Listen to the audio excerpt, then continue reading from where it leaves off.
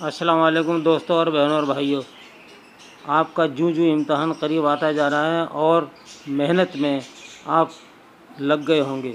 امید ہے کہ آپ اپنی پوری تیاری کر چکے ہوں گے۔ آپ کے لیے میں نے تھوڑی سی کچھ کتابوں کے نام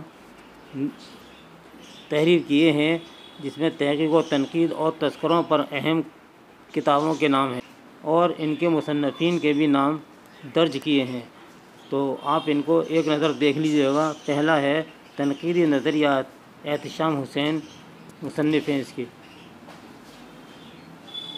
قومی اور ادبی تذکرے، سید عبداللہ۔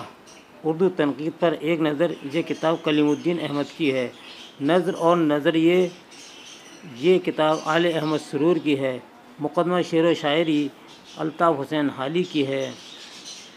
اردو کی ادبی تاریخ، عبدالقادر سروری کی ہے۔ موازنہ انیس و دبیر، شبلی نعمانی کا ہے۔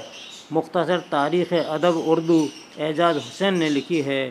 فن تنقید اور اردو تنقید نگاری، نور الحسن نقوی نے لکھی ہے۔ اگلی کتاب آ جاتی ہے تحقیق کا فن، یہ گیان چند جین کی کتاب ہے۔ تحقیق نامہ، مشفق خواجہ نے اس کو تحریر کی ہے۔ ادبی تحقیقی مسائل و تجزیہ، یہ کتاب رشید حسن خان نے لکھی ہے۔ تخلیق کے طریقہ کار، یہ شین اختر نے لکھی ہے۔